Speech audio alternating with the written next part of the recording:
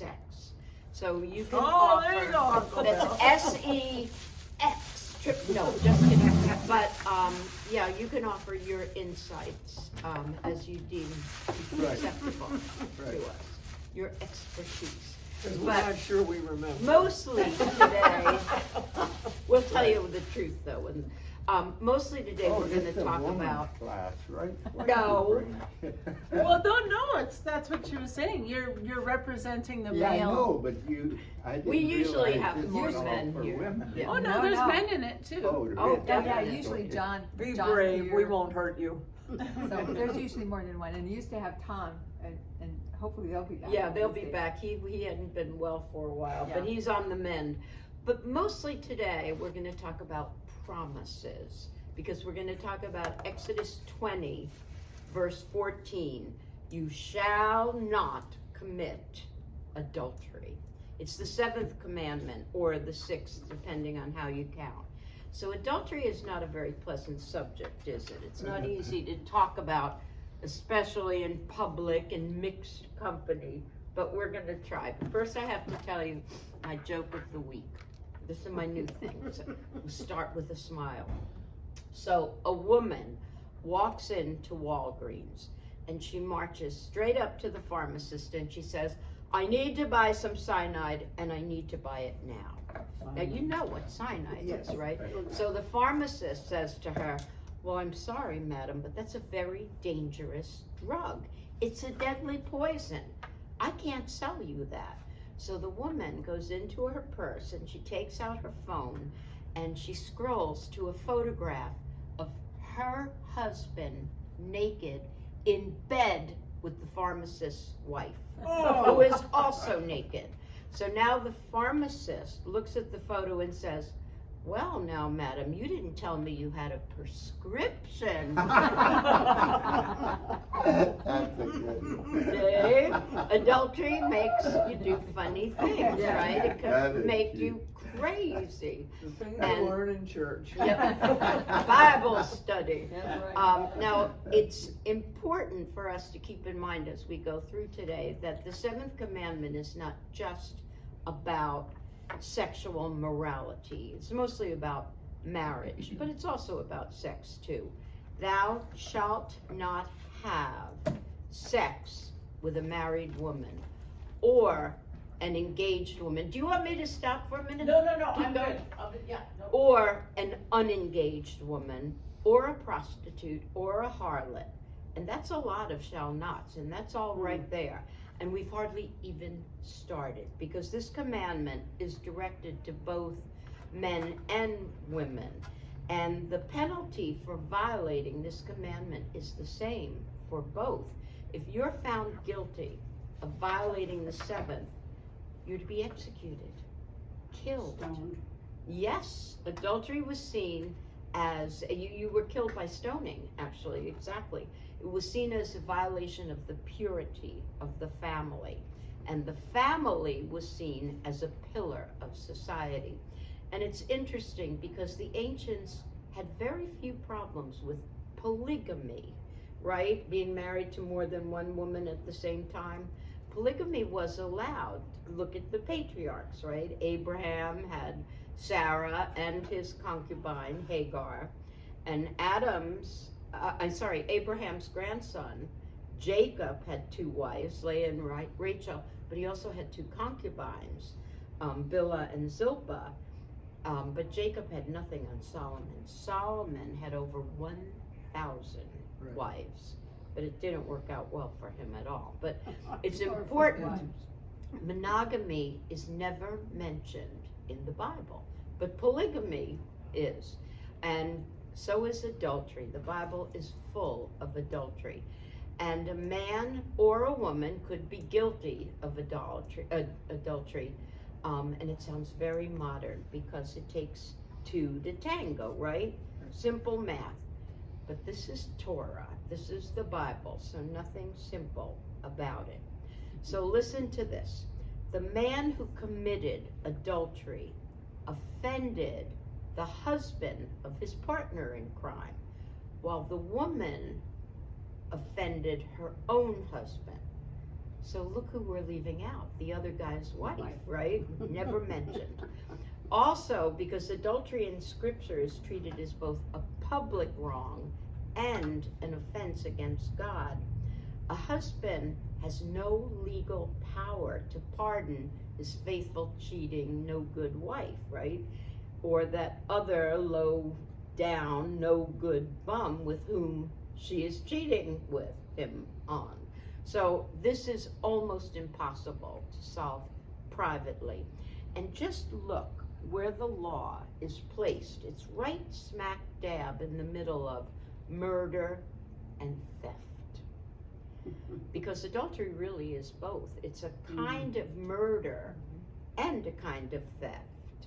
Adultery kills a relationship and it steals all the goodness out of marriage.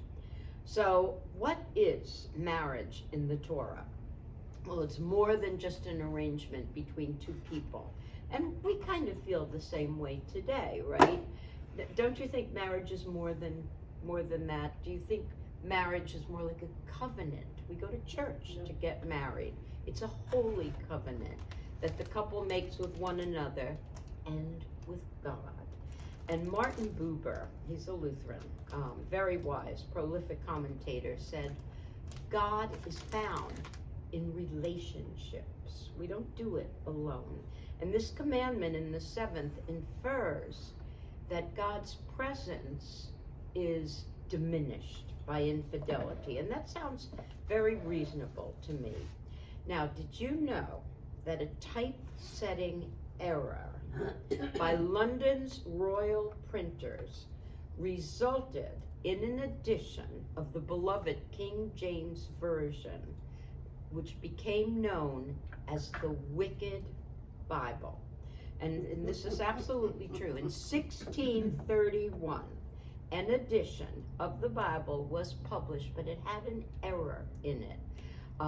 The not was excluded in the 7th commandment to read, thou shalt commit adultery. Oh my, just one word. Just one little word. Change a Obviously a Change a mistake, thing. but if you could get your hands on one of those wicked Bibles, it's worth a fortune I was now. gonna say, you didn't have to worry about that for the rest of And your life. maybe it represented a view of the future, right? It's possible. But a quick comment. Last week, Thank you. someone mentioned the Trump Bible. And I Oh, was yes. really so upset about this. Right.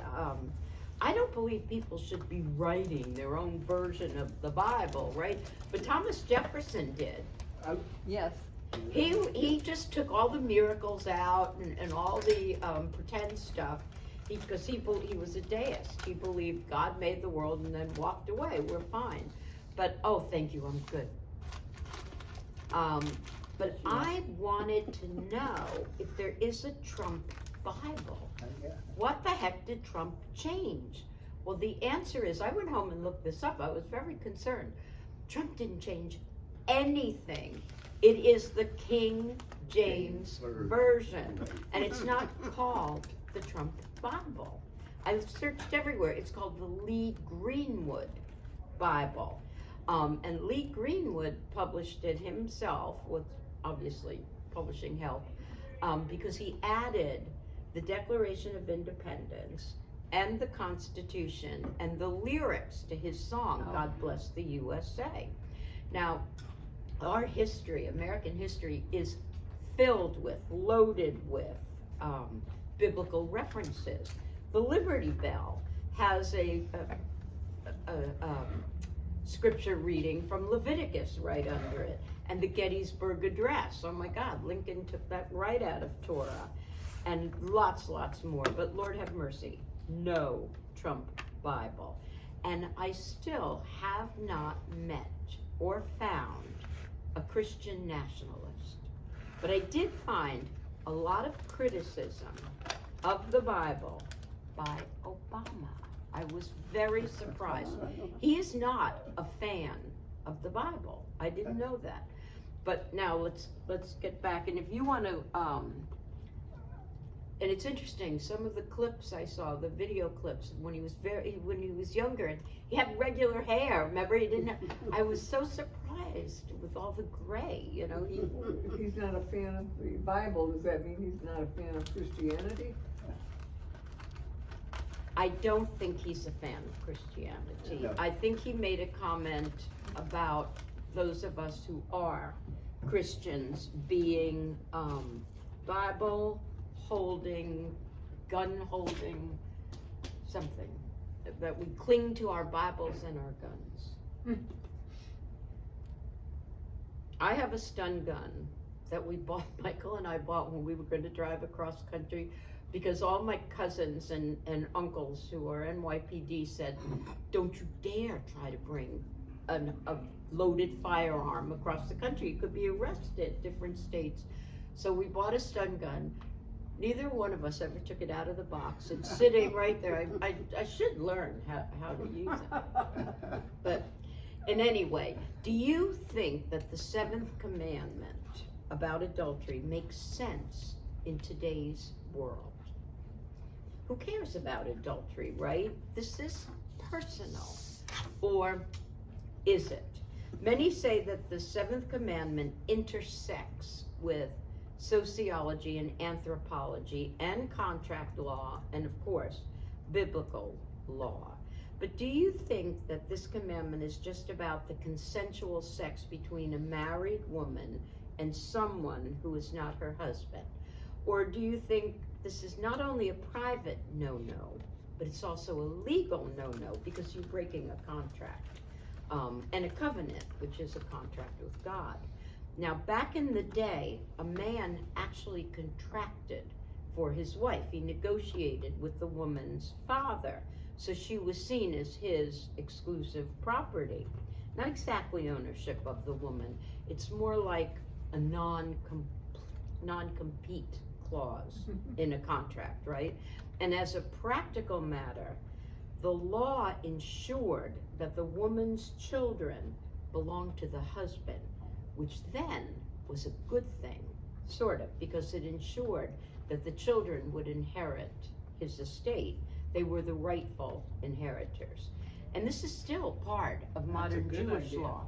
Yeah, Especially now when people get married and then they get divorced and then the actual kids of the husband, if he passes first, the wife inherits everything, the second wife. the second wife, and then when she dies, everything goes to her Her. kids and it never goes to To the spouse's kid. I shouldn't Exactly. say The never, The but father. yeah, most Their of father. the Unless time. provisions are made. It's, Right. it's a tricky thing. So here's the it's the old version in modern Jewish law.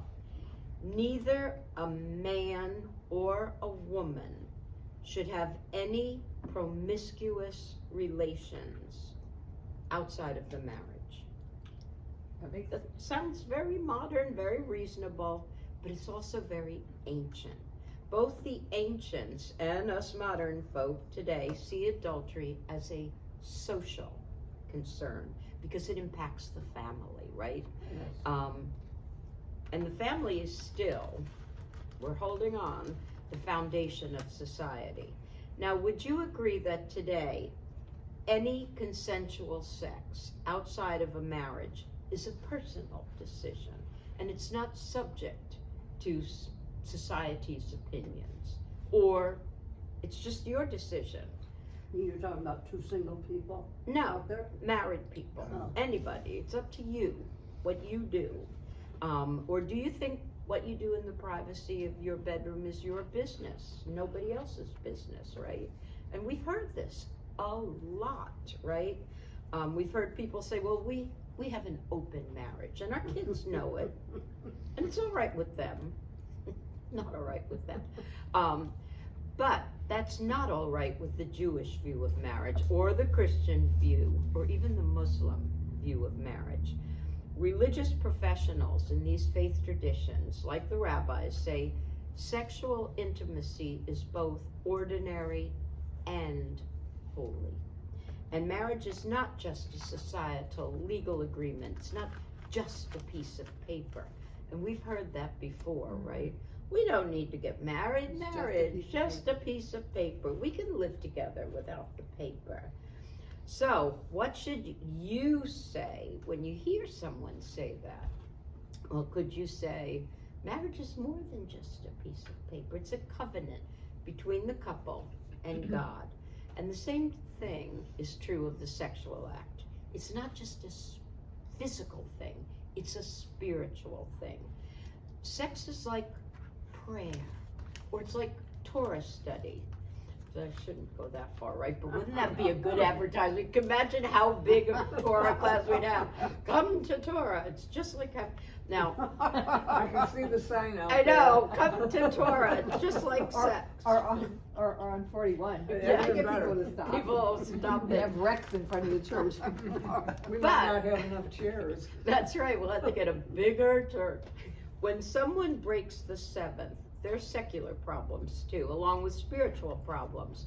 So holiness is not the only casualty of adultery. Secular society's legal and ethical foundations are undermined also. And the commandment, no adultery, means no idolatry. Very often adultery is a metaphor for idolatry. And just look how God positioned these two commandments. They're directly across from one another. So you shall have no false gods before me. And then right across on the other tablet, thou shalt not commit adultery. Because someone who betrays their marital relationship will also betray their relationship with God. So what if you don't exactly engage in adultery, but you know about someone who is? Maybe you know one of your friends is committing adultery and you just poo-poo it. You just say to yourself, well, this is none of my business. Well, say the sages, if that is the case, you yourself are committing idolatry, which means you're right on the way to adultery. Now, how does that happen? By turning to other sources of authority rather than to God. You're acting on your own personal feelings, not on God's commandments. And let's just look again so that we're clear. This commandment is sandwiched right between do not murder, which is the commandment about life, and the property rights commandment, do not steal. And the sages say that this shows that God values family. So don't steal the family from society. And don't think that only the ones who commit this act with their bodies are called adulterers.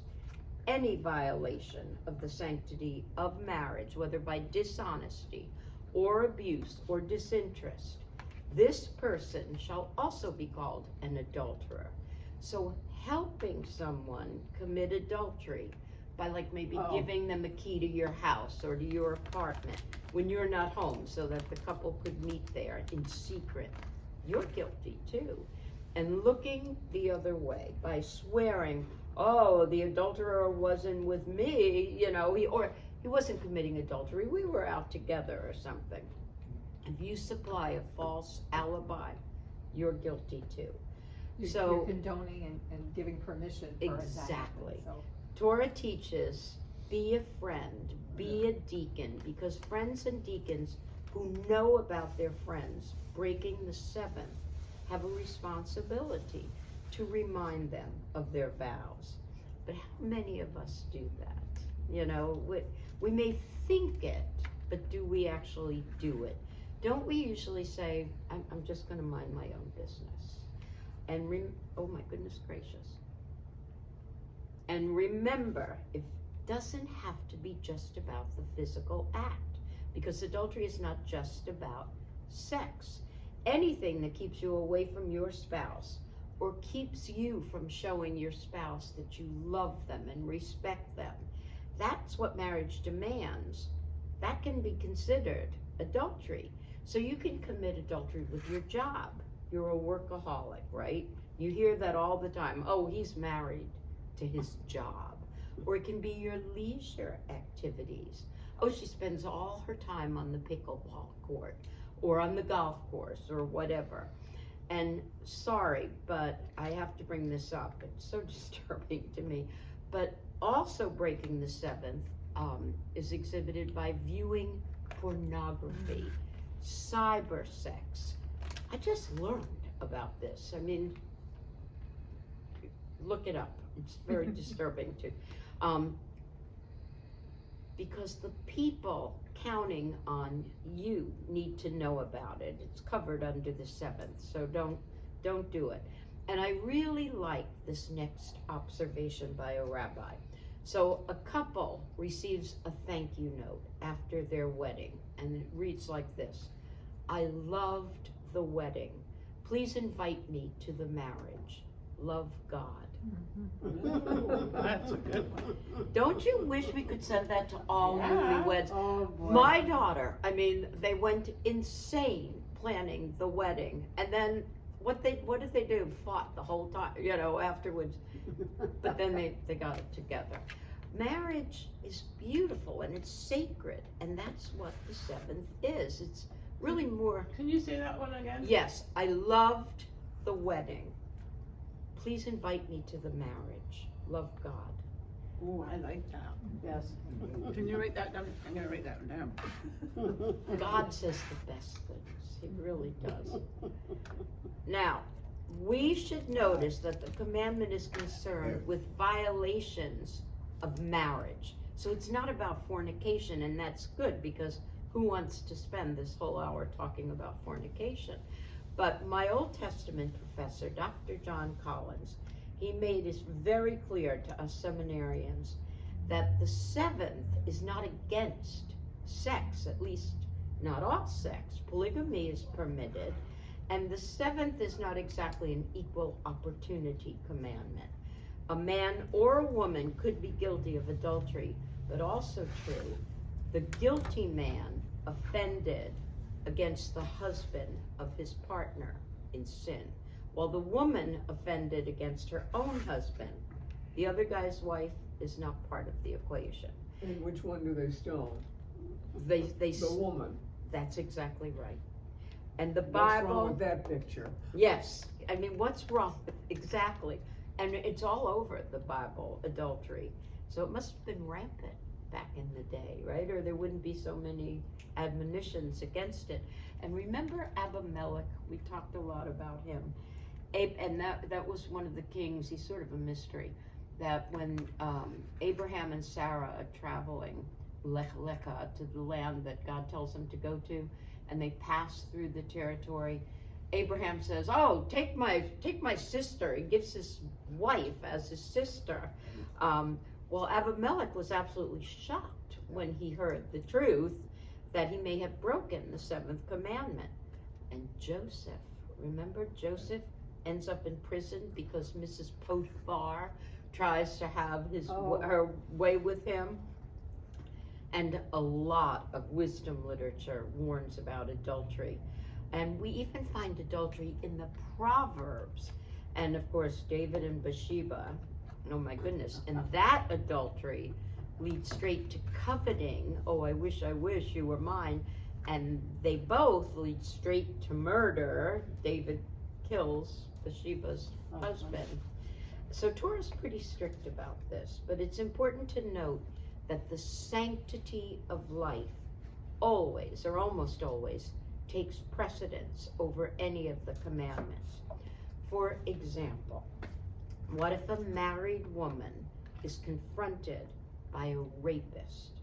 And is she required to resist the rapist, even to the point of death, in order to maintain the sanctity of her marriage? So must she risk her life to keep herself pure?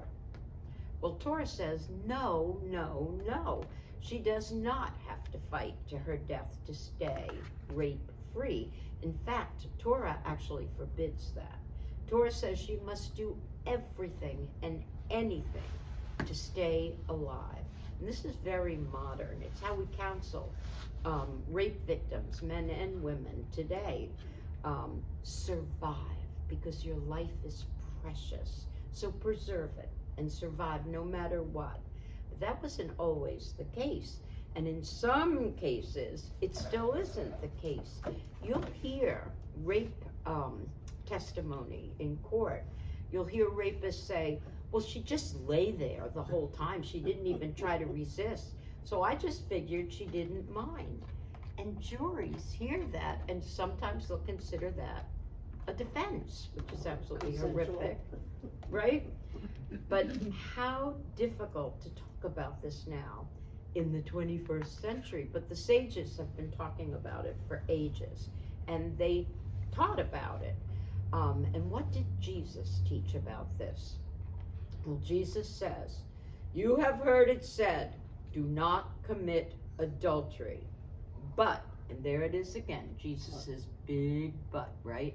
But I say to you, everyone and anyone who even looks at a woman lustfully has already committed adultery with her in his heart. Jimmy Carter.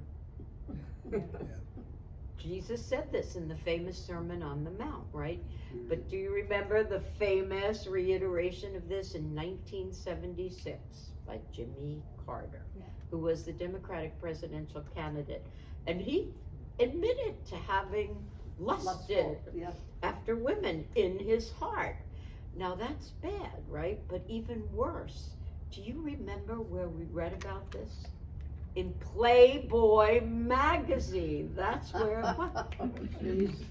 Honestly, if leering at women with desire is a sin, man, oh man, there isn't a man alive today, right, who's innocent. Well, you can't say that women are innocent either, Yeah. because a lot of women, especially, since the revolution, the sexual revolution, look at men like a piece of meat too. Yeah. And that's the way they talk about it. Well, But how- women seek that. Yeah. I mean, hair dye, makeup, clothes, Absolutely.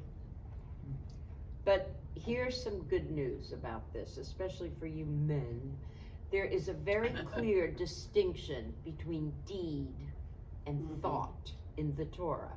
That's what the 7th says. It says, thou shalt not commit adultery. It doesn't say, I won't think about committing adultery. But what did Luther have to say about this? Luther says plenty about everything, actually. It probably says too much most of the time. But did Luther actually say that Jesus was probably guilty of adultery? That's actually an accusation that was made by Luther's enemies, of whom he had many. But here's what Luther says in his small catechism about adultery.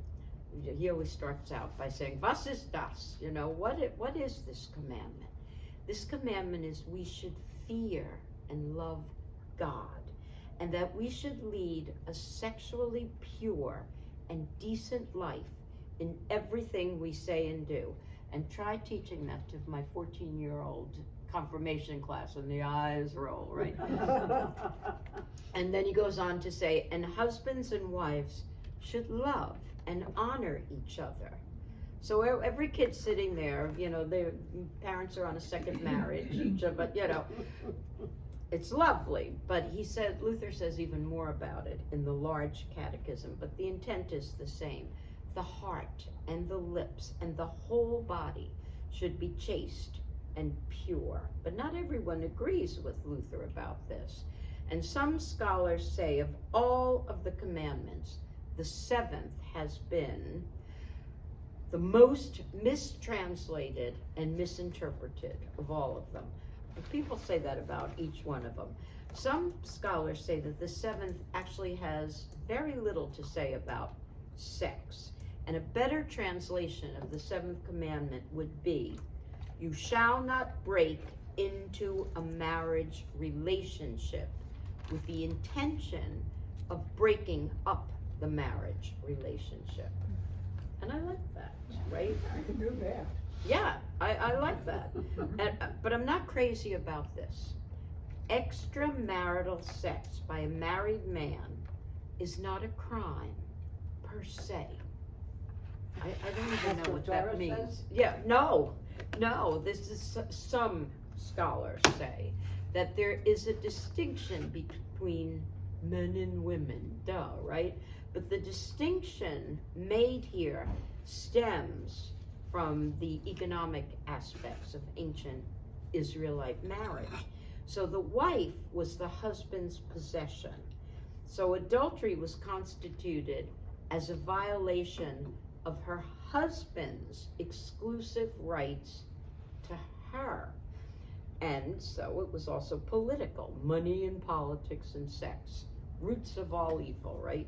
But here in the 7th is political because the emphasis is on intrusion into the private domain. It's a contravention of an existing covenant, so legalese. So the 7th demands that the community respect and protect the private and the religious marital covenant. And that sounds very reasonable, but it can also be very complicated and controversial. And Jesus got caught up in this controversy. You remember, especially with the other religious professionals of his day, like the scribes and the Pharisees. Religious controversies. What a surprise, right? Now remember, Jesus gets set up in the incident of the woman who commits adultery. Do you remember that story? Where's the man in this story? Not there, because he's not important to the story, because it's not really a story, it's a lesson. And it goes like this. So a woman is caught breaking the 7th commandment, and she's brought before the scribes and the Pharisees and Jesus. Now the punishment for adultery, we said, is execution by stoning, and that's a fact. That's the law. And of course the Pharisees and the scribes know it, and they also know that Roman law would not allow a Jewish court the authority to execute a lawbreaker. Jewish authorities had no authority in capital cases. So that's the setup, and it's a no-win, no-win for Jesus. He knows it. He can violate Jewish law by letting her go without execution, or he can violate Roman law by executing her. And Jesus knows this. So what did Jesus do? Do you remember? He who is without sin cast the first stone. Exactly, his Yeah. famous statement. He who is, or she who is without sin, but he's really addressing a group of men. So he who is without sin should throw the first stone. And Jesus knew that all the potential stone throwers, and whoever threw that stone, would be breaking Roman law. So no one did any throwing. And the scribes and the Pharisees just sort of faded in the background like they always do in Matthew's gospel. And now we get to see who Jesus really is. Because privately then he goes to the woman and he counsels her, he holds her, he touches her. But most importantly, Jesus forgives her. And he tells her, go and sin no more. Which of course probably gets 3 steps and sins again, because that's who we are. But Jesus forgives. So she doesn't get away with it. She actually gets a way to follow Jesus and a chance to work in the kingdom of the Lord and in the kingdom of your own church community. And I like to think that that's a true story that really happened. And it's a never-ending story, right? Go and sin no more. And we hear that a lot. We hear it, but I'm not sure we actually listen to it. So what does this story and all the other adultery stories in the Bible, what do they teach us? Well, we see that adultery is a capital offense, death penalty. And this shows us that the ancients believed that the degradation of the family was a serious threat to all society. And if we think about it, we can see that it makes perfect sense. Ancient Israel is a self-governing society, which is actually governed by God's laws.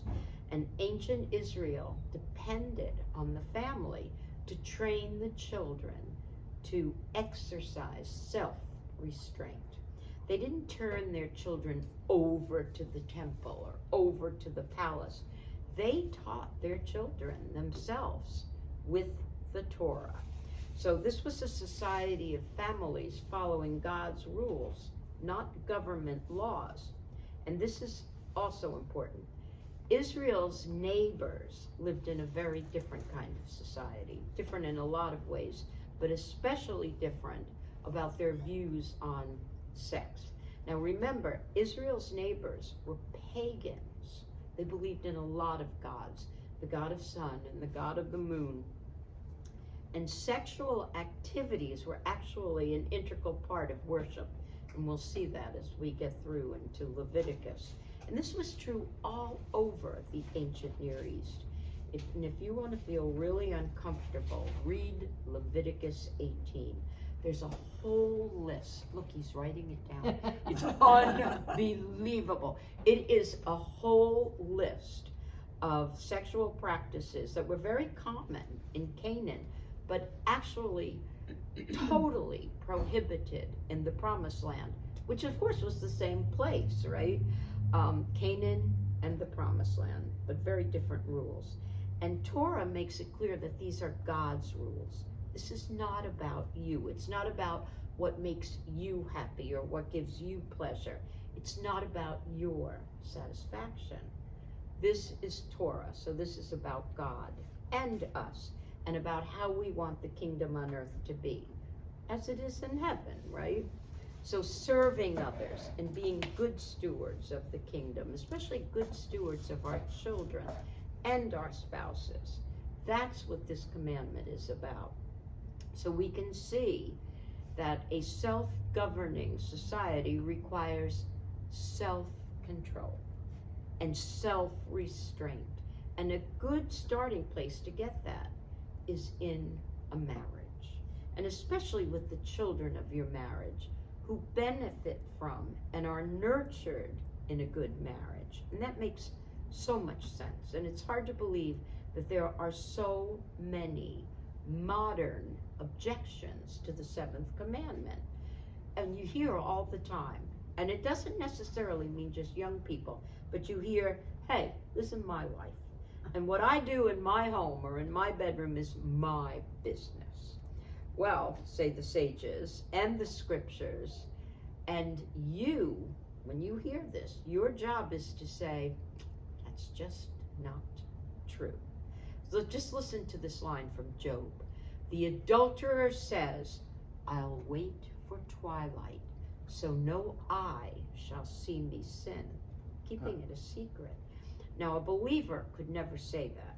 Whoever makes this statement, says the Talmud, must be a practical atheist, since he doesn't say, no man shall see me sin. He says, I. But either from above or below, God will always see you. So once again, the seventh shows that God considered the seventh necessary for heart health. Because just like anger in your heart will cause you to break the sixth, you shall not murder, adultery in your heart will cause you to break the seventh. So God considered adultery a matter of the heart and a matter of the eyes. And in Matthew's gospel, Jesus adds eyes to heart, because you can commit adultery with your eyes. And maybe this is so, but no matter what, adultery is a sacrilege. And we don't hear that word a lot anymore, right? We don't hear sin very often either. No, and it's, we Things are sure sins. do know it, but some people say the world is such a mess today because we don't hear sin or sacrilege enough, breaking God's rules and making something beautiful into something broken. That's a sacrilege. Which brings me to a question that I ask every week, and I hope we keep asking it. Why do we even study the Old Testament? So why are we studying this commandment? Well, this week I give a Christmassy answer because 'tis the season, right? And Martin Luther says, I was just reading this, Scripture is the manger of Christ. So Scripture is the cradle of Christ. Now, I'm not sure a lot of non-Christians would agree with that, but Luther goes on to say that the Word, the stories of the Bible, are actually the swaddling clothes of the Christ child. And he says this is when he was not a crazy anti-Semite at the end of his life. He says that God is wrapped in the Torah, in the scripture. Jesus was born a Jew, lived a Jew, and died a Jew. So the stories of the Bible are the swaddling clothes. And he said this in his preface to his Bible, because Luther really did write a translation of the Old Testament. I think 1523, and then he did another one, more famous, in 1545. And in both of these publications, Luther begs his students to study the Old Testament diligently. And Jesus did the same thing, and we read about that in John's Gospel. And St. Paul did also in 1 Corinthians, study the Torah. And Luther worried that Christians were just ignoring it or spurning it, or maybe just flying through it, skimming it, not studying it, not sitting in it, because they believed, oh, the Old Testament, that's just for Jews. Christians only need the New Testament. So Luther and Jesus say, read Torah and study the Old Testament, because here you'll find the swaddling clothes and the manger in which the Christ child lies, to which the angels point the shepherds. Simple and little are the clothes, but so dear is the treasure of the pages of the Old Testament, because we believe that Christ lies within them. Lovely, right? Mm-hmm. Luther. Well, now time to get back to the seventh. And we know that Torah is filled with the good and the bad and the ugly. And the same is true for sex in the scriptures. The commanded, the permitted, and the forbidden sex. Sex in the text. Not the easiest things to talk about, but rabbis knew the power of sex, especially the power of the male sex drive. And you don't have to speak to this, Bill, I promise. But remember, all the rabbis writing about this then were men. Yes. And they saw themselves as having very powerful sexual drives. Men, right? But what did they advise to deal with this power problem? What should men do with their sexual drives? Well, they should get married, first of all, and Paul said the same thing. Marriage, and early marriage, that's the solution. Men should get married. You'll turn it off. No, I'll turn it off. Thank you, darling. Bless you. Thank you. Bye. Men should marry no later than age of 18, and girls much younger. Just about any age past puberty. So now many rabbis in certain faith communities still advise this. The younger the better. Get them while they're fresh, right? Some Christian communities and Muslim communities follow this same procedure. Older men will marry children, female children. But the rabbis also taught that sex should not be considered shameful or sinful or obscene. They wrote that sex is a gift from God, and sex is not only for procreation. And that seems to be a Christian principle, right? Sex is for procreation. Rabbis say, yes, sex is a gift from God, but it must be treated as a precious gift. So it must be controlled, satisfied at the proper time, in the proper place, in the proper way, with love, mutual love and respect, and only in marriage. Now, does this, oh yes, Same-sex marriage? no, Oh. no men, but no word about lesbianism in Torah. There's no word about two women together, because men didn't care what women did. And the other thing about homosexual female relationships is that no sperm is wasted. Two men having sex doesn't What did God say? Doesn't First thing, procreate. fill the earth. Well, if you're wasting your seed, you're not filling. You know, that seed should be planted where it will grow to. So yeah, I just had a discussion with Rabbi Ann about this, and I'm going, and she's a Reconstructionist, uber liberal Jew, even more liberal than Reform Judaism. But all religious professionals, I think, in all faith communities, pretty much counsel their congregants in the same way. Sex is not bad, it's actually good in your marriage. And then everything seems to change in the Middle Ages, right? The Dark Ages. And our communities just seem to fall apart. And this is especially true for medieval Christians. Remember the Crusades? And for a variety of reasons, the church fathers during the Middle Ages did not seem to like sex. They had it all the time. They were all totally not true to their vows, but they did it, but they didn't think that you should do it.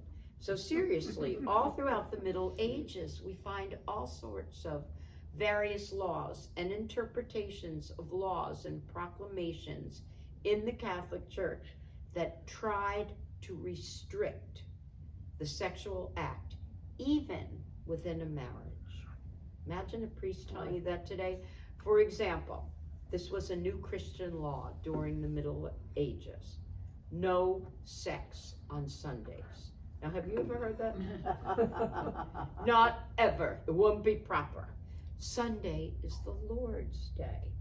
And also, no sex for many people on Thursdays and Fridays, because these are preparation days for Holy Communion. So stay holy, stay away from sex on those days. And there were several lengthy periods of abstinence during the year, like Lent. Did you ever hear no sex during Lent?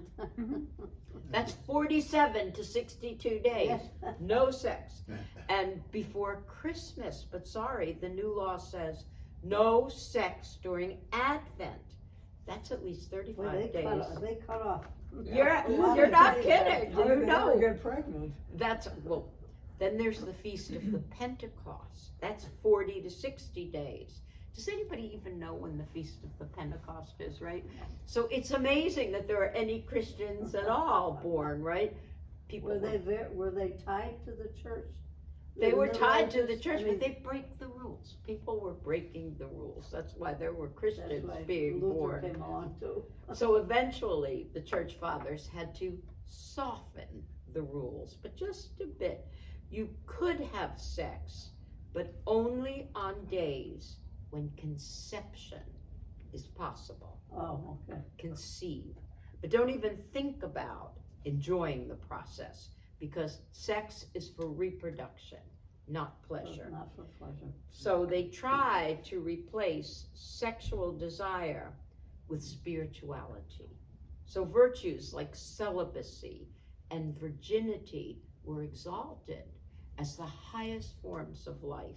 And these were not crazy cult leaders, right? These were church fathers like St. Thomas Aquinas, right? But not even the saints of the church could convince people that sex was not nice and pleasant and good. So they settled for trying to convince Christians that sex was not good. Nicholas of Lyra and countless others began a tradition that did not teach no sex, but it taught no pleasure from sex. So go ahead, procreate, because it's a necessary evil. But if you feel any pleasure when you procreate, that's a sin. And you can find this in church literature, systematic theology, right? And know that we're talking about sex within a legal marriage, husband and wife. But what about adultery? Crazy, right? During the Middle Ages, adultery was not uncommon. In fact, it was not even grounds for a divorce. But listen to this. If a man is unfaithful to his wife and he sleeps with another woman, but he does it out of passion, sexual desire for the other woman, not love for the other woman. If the motivation for sleeping with another man's wife is lust, not love, then the church considers this behavior acceptable. Oh, OMG, right? Can you believe that? Of course you can. That's why Luther did the Reformation, right? That's why we had. And we know female adulterers have always been viewed differently than male adulterers. By the Scarlet Letter. Oh, you Yeah. betcha. They were always punished more severely. They were kicked out of their houses, their dowry, their father took the money back. Sometimes their heads were shaved and they were paraded through the streets in shame. And even today, women who have affairs or who have premarital sex, or young girls who refuse to have any sex with the much older men that were chosen for them by their families, they become victims of honor killings. And we talked about this before. And don't think that they can only happen far away. They happen right here in our country. So honor and respect and dignity can be so poorly interpreted. So we have to believe that this kind of Bible bending is the exception rather than the rule. But it's interesting to think about the different directions in which the rabbis and the church fathers bent the same Bible, right? The church fathers celebrated celibacy, and the rabbis taught that a larger sense of the libido made for a better church religious leader. So it's all about passion. And who is one of the most passionate men we can identify? Well, you could put Luther right up there, right? And Gandhi, and Mother Teresa, and Saint Augustine. not Mother Teresa. Mother Teresa. She was so passionate. She gave her whole life, right? But it was Luther and the other reformers who actually redeemed marriage and sex and passion from the binding and the bending of the Middle Ages. So they redeemed what was lost in medieval Christianity, and not just theologically, but practically also. They even restored dignity to manual labor, working with your hands. And they elevated marriage and sex to a new level, a holy level, a good place. And this is remarkable, remember, because this was all started by a former monk who married a former nun, Martin and Katie, and you just can't make this stuff up, but all worked, right? Worked for good, for the marriage and for the kids. And the rabbis kept working too, to make sure that couples were happy. So get this. This is great reading. Some of the rabbis actually make a plan. So they sort of write a prescription, which is a schedule of the minimum number of times a couple should have sex in a 7-day period. You see, the rabbis were very sensitive about a wife's feelings. They believed that a wife would be too shy or too embarrassed to ask her husband for sex.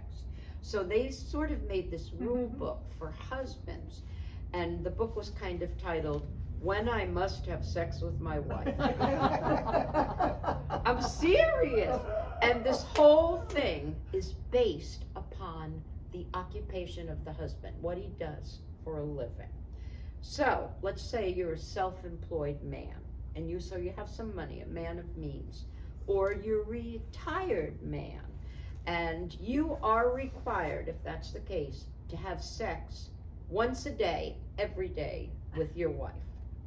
If you, no problem. If you don't have a wife, we'll find you a nice lady, say the rabbis. So what, and I'm serious, this is true. But let's say you're a hard-working day laborer, or a farmer, agricultural workers, twice a week.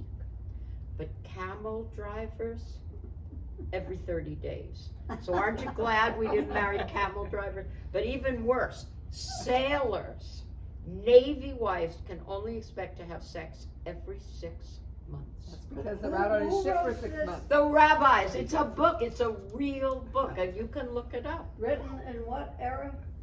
Over time, it keeps being revised and revised. I'd like to see the latest edition, but there you have to go to the different denominations. You have to go to the Talmud, but I can show it to you. It's just massive. Honey, it's 10 o'clock, lie down. No, we're almost there. Now, priests and popes made rules about sex too, but their rules were mostly written to teach people how to avoid having sex. Very different from the rabbis. But Luther and the reformers sort of found a middle way between the rabbis and the church fathers. And some of the reformers were really romantics as well as theologians. Just listen to what Luther says. Be happy in your marriage.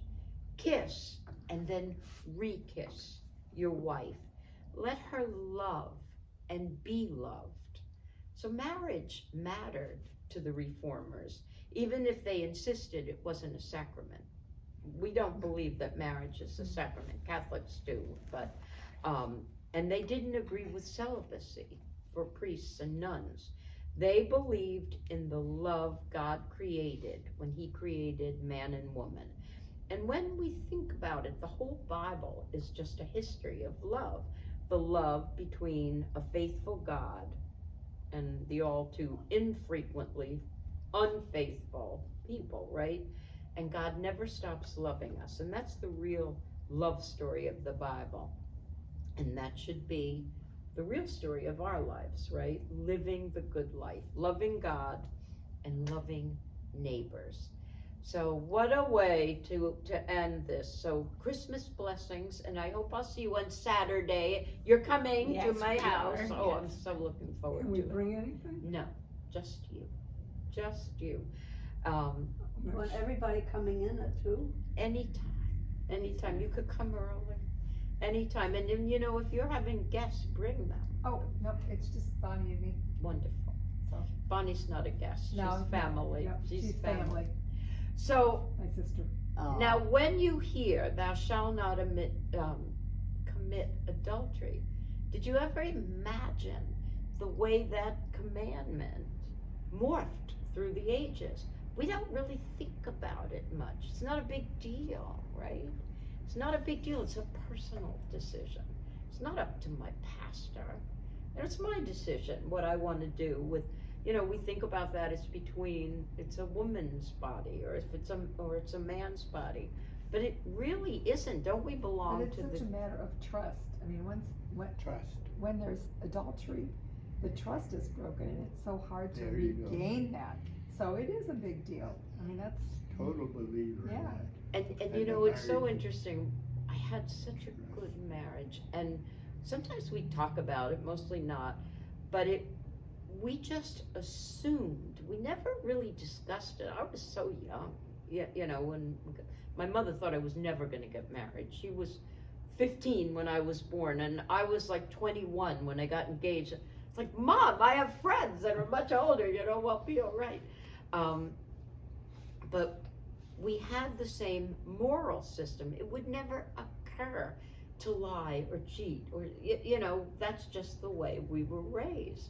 And I think that matters when Oh you're. my goodness, yes.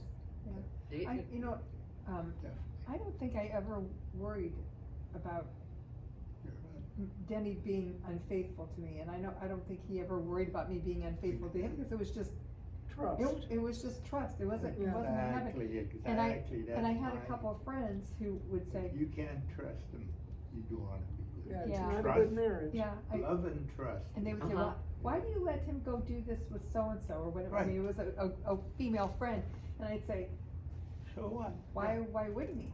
Well, aren't you worried? No. Interesting. I'm not worried if he's gonna go do Right. whatever.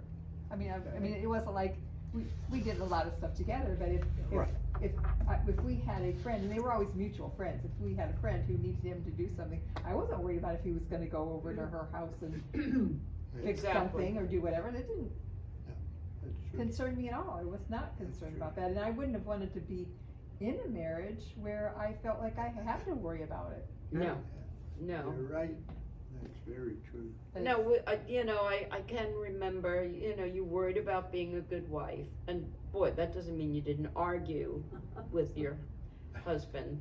Once I laid myself on the driveway behind the car, and I said, if you go, you have to drive over me, because he was an idiot. He was like 34 years old and still playing football in what was so-called flag football, Oh, yeah.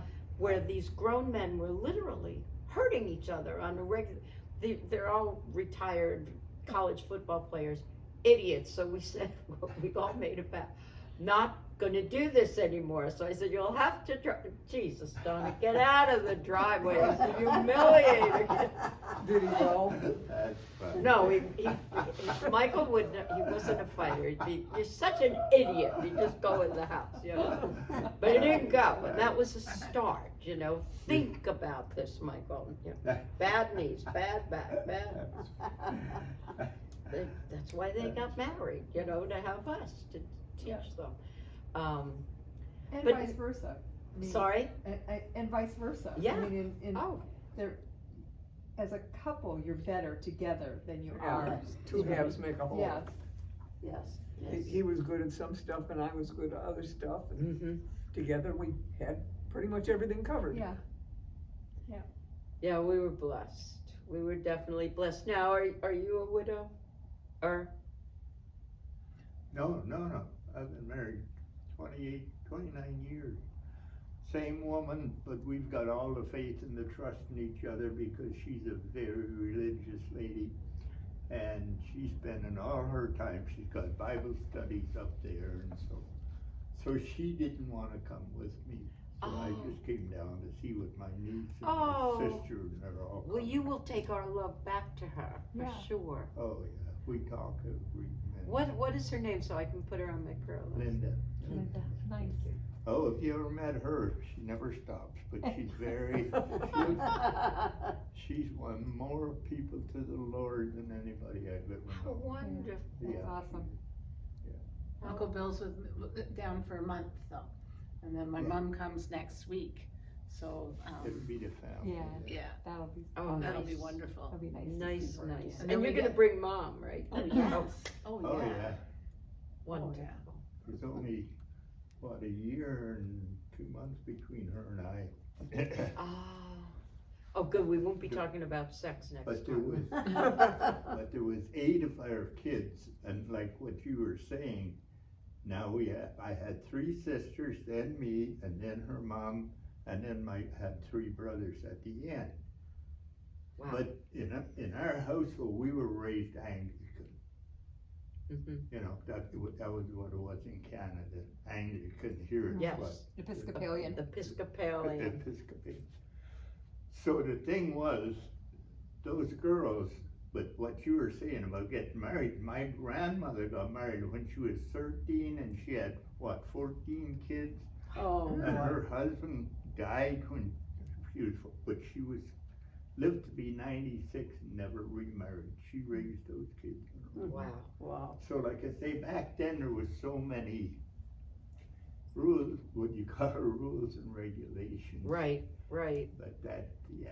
But she had But my sisters were never allowed to go out with boys till they were 18. Isn't that And interesting? my dad was so strict with those girls. I'll never forget the one night, this is a cute story. Your mom, she was gonna go out with the preacher's son, right? He came to the door, he beats on the door, and Dad came to the door and he said, "Oh, I came here to take Franny to the movies." And my dad said, "Excuse me, what did you just say?" He said, "I came here to take your daughter." He said, "Don't you think you should ask me first? Oh, Is it boy. okay to take your daughter?" He asked me about that. Did Grandpa let her go? Oh, yeah, but can you Yeah, imagine yeah. his philosophy? Yes, that's right. You should ask me first, is it okay to take Yeah. your daughter?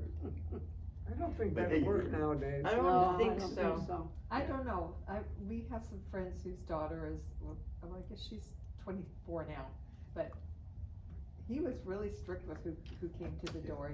He wanted to know them and Who who they're the going family out and with, you who were going they out with. are. So there's still those fathers out there who are, you know, they want to know where their daughter's going and who went. Yeah, my who went biggest to- problem today with these women, and it was on TV last week, where this guy from some foreign country. But the way these women dress today, it's just disgusting. I The went to, younger, you know, went to Finn's and it was just like 5:30 or something, so young women were walking off the beach. yeah, right. I mean, And I raised a daughter, I know what they, but I have never seen up close, and believe me, you still saw everything in some of these bathing suits, you know, with the thong and the yeah. Yes. hanky, in the front. It was shocking, and they're totally, I mean, they were adorable, but so comfortable, and just, And the argument is, well, you know, I should be able to do whatever I want. Right, And then if I say no, I say no, that's all there is to it, but, That's you know, exactly, that's the the argument, attitude. but it's, and that's Well, very, the very, influence From the influence from Hollywood and that Done. feeling, Nope. oh, yes, thank you, do you know how to turn it No. on? Does anybody know how to turn it on? No. I God bless you, everyone, I'm turning you off now. I wanna see what